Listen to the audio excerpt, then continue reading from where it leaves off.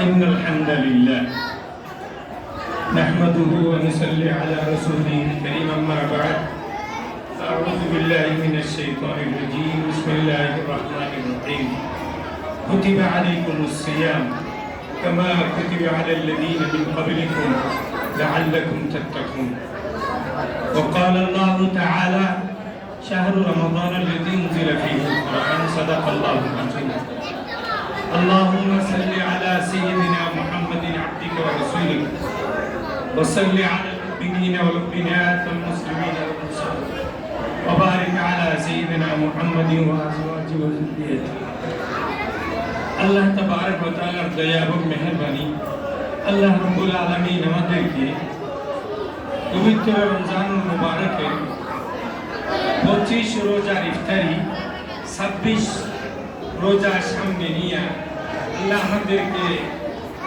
Star ইসলামী cadet মাদ্রাসা ইফতার মাহফিলে ইফতারের প্রোগ্রামে আমাদেরকে আল্লাহ রাব্বুল আলামিন উপস্থিত হওয়ার তৌফিক দিয়েছেন। দিনই কিছু কথা আল্লাহ শুনাইছেন। আল্লাহ রাব্বুল আলামিন আমাদেরকে অনেক সুস্থতা অনেক বড় বড় নিয়ামত দিয়ে ইফতারি দিয়ে আমাদেরকে আল্লাহ বসাইছেন। এই জন্য আল্লাহ রাব্বুল কারীমের দরবারে শুকরিয়া আদায় করি আলহামদুলিল্লাহ। আল্লাহ রাব্বুল আলামিন ভাই মাওলানা আব্দুল আলিম সাহেব বলতেছিলেন সংক্ষেপের মধ্যে বলে গেছেন বিষয় তো অনেক লম্বা। কিয়ামতের পূর্বে আম্বিয়া আলাইহিস সালাতু ওয়াস সালামকে যারা সকল নবী রাসূলদেরকে যারা সবচেয়ে বেশি কষ্ট দিয়েছে, অনেক জ্বালাইছে, অনেক কষ্ট দিয়েছে ইহুদির বংশ। এই ইহুদিরা কিয়ামতের পূর্বে যেই জায়গার মধ্যে সকল আম্বিয়া আলাইহিস সালাতু ওয়াস সালাম রাসূল করিম সাল্লাল্লাহু আলাইহি ওয়া আলিহি ওয়াসাল্লামের ইক্তেদার মধ্যে 2 রাকাত নামাজ আদা করেছেন বাইতুল মুকদ্দাস আম্বিয়া আলাইহিস সালাতু ওয়াস সালামের জমিন ফিলিস্তিন। সেই ফিলিস্তিনে গাজাবাসীর উপর যে জুলুম, যে অত্যাচার, যে মার ধার, মাসুম আমার আপনার কলিজার টুকরা মুসলমান ছোট ছোট বাচ্চাদেরকে কেউ পাথরের নিচে, বিল্ডিং এর নিচে চাপা পড়ে গেছে। এবং আপনারা অনেকে দেখছেন, অনেকে এই ভিডিও দেখেন নাই, জেলখানার মধ্যে ইসরায়েলি সৈন্য, ইসরায়েলি সেনারা মুসলমান যুবকদের উপর কিভাবে জুলুম অত্যাচার করতেছে, কেমন ভাবে। এই যে কয়েক বছর আগে যেমন মিয়ানমারে সৈন্যরা তাদের বৌদ্ধরা যেমন মুসলমানদের উপর করছিল, রাশিয়ান সৈন্যরা আফগানি মুসলমানদের উপর করছিল, মা বোনদেরকে হেলিকপ্টারে নিয়ে আফগানিস্তানের ইতিহাস আল্লাহ ওই জমিনগুলা দেখাইছেন, ওই ঘটনাগুলা কিছু না কিছু দেখাইছে। মা বোনদেরকে উলঙ্গ করে ওইখান থেকে কাপড় চোপড় হেলিকপ্টারের থেকে পালাই গেছে। ওই অবিকল অবস্থা ফিলিস্তিনে আজকে 50-60 বছর যাবৎ চলতেছে। আরবদের ঘরে ঘরে, বড় বড় বাদশাদের ঘরের মধ্যে ইসরায়েলি মহিলা ঢুকাই দিছে ষড়যন্ত্রমূলক। দীর্ঘ বছর আগের থেকে এই প্ল্যান প্রোগ্রাম, তাতে তো একদিন আগে প্ল্যান প্রোগ্রাম করে না যে আওয়ামী লীগের খেদাইয়া আরেকটারে বসাবো, এইটারে খেদাইয়া আরেকটা বসাবো, একটারে কেমনে এইরকম করবো, এরকম। এইটা 2 দিনের, 1 দিনের প্ল্যান প্রোগ্রাম নয়। এইগুলি প্ল্যান প্রোগ্রাম হয়েছে 20-50 বছর, 100 বছর আগে।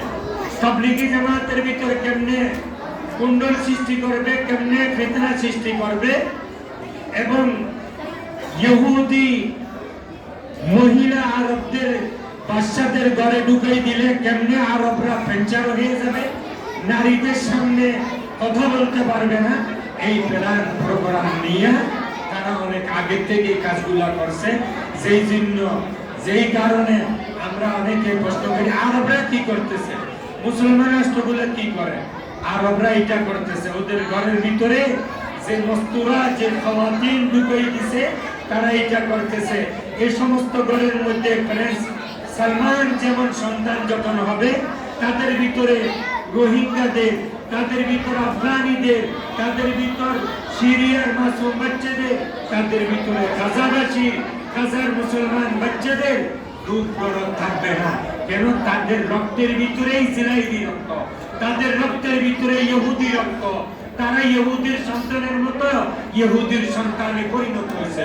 অতএব এদের ভিতর মুসলমানের দরদ নাই, মুসলমানের দরদ আপনার আমার ভিতর। আমি আপনি দোয়া করি, আল্লাহ মুসলমানদেরকে শক্তি দাও, আল্লাহ মুসলমানদেরকে কুওয়াত দাও। কিন্তু আমাদের ভিতরে সুদে ঘুষে, আল্লামা জাস্টিস মুফতি তাকিউল উসমানী সাহেব 20-30 বছর আগে বলছিলেন যে বর্তমান যুগের এক একটা পয়সা, এর চেয়ে যদি ছোট কোনো শিক্ষা, কোনো যদি পয়সা থাকে, ওইটাও সুদের সাথে জড়িত, সুদের সাথে জড়িত। অতএব আমরা সুদ সরাসরি আমরা না খাই, কিন্তু এই সুদের জিনিসগুলো আমাদের পেটে যাইতেছে। সুদি লেনদেন ওয়ালাদের ঘরে দাওয়াত বিভিন্ন জায়গায় আমরা ব্যবহার হইতেছি। আমাদের থেকে ইমানি কুয়া, ইমানি শক্তি, ইমানি আলোচনা আল্লাহ এগুলো দিয়ে দিচ্ছেন। আমাদের দোয়ার মধ্যে আসর নাই, খাবারের মধ্যে নাই, ইশক মুহাব্বত নাই।